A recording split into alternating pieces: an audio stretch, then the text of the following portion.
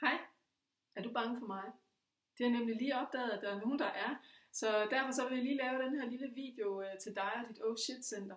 Det vil sige den her del af din hjerne, som gerne vil have, at tingene de bliver ved med at være, som de er. Fordi jeg tror, det er den del af dig, som måtte være bange for mig. Hvis ellers du har følt en tiltrækning på at komme og få en en-til-en konsultation hos mig. Baggrunden for, at jeg laver den her video, det er, at jeg lige for nylig havde en kvinde til en en-til-en konsultation, og hun fortæller mig, at hun faktisk i 1,5 år siden hun var på en workshop hos mig, havde sagt til sig selv, at det ville hun. Men hun har ikke rigtig fået handlet på det, og nu ville hun godt bare være helt ærlig og sige, at det var egentlig fordi hun var bange for at komme ud til mig. Og hun kunne godt mærke, at det var hun bange for, det var egentlig at give slip på nogle af de ting, som ikke tjente hende mere. Og derfor så tænkte jeg, at jeg kan vide, om der sidder flere af jer derude, og det kunne godt være, at det var dig jo. Og så vil jeg bare lige fortælle dig og dit oh shit center, at der er faktisk ikke noget at være bange for, fordi jeg er faktisk en meget kærlig person, og jeg vil dig dit allerbedste. Og faktisk noget af det, jeg er allerbedst til, det er at se dit lys og grave det frem og vise dig det, så du også selv kan se det.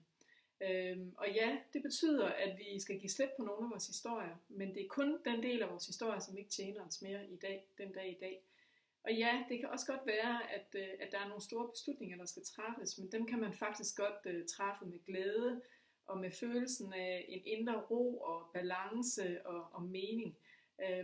Så uanset hvor du lige er henne, hvis du sidder og føler tunghed, så tag dig og book en session med mig. Jeg oplever fantastiske resultater. Så vilde resultater faktisk, at folk, som har lidt af kronisk sygdom, ikke fordi det var det, de egentlig kom her for, men det sagde vi også farvel til, nu vi var i gang med at kigge på det her, fordi det hele, det hænger sammen. Altså krop, sind, ånd, det hænger sammen i et hele. Så uanset hvad der er for nogle problemer, som du måtte bokse med, om det er på det psykiske eller det fysiske plan, så vil jeg super gerne hjælpe dig. Og der er som sagt ikke noget at være bange for. Så kontakt mig endelig, hvis det er sådan, du føler en lethed på det. Og så håber jeg, vi ses.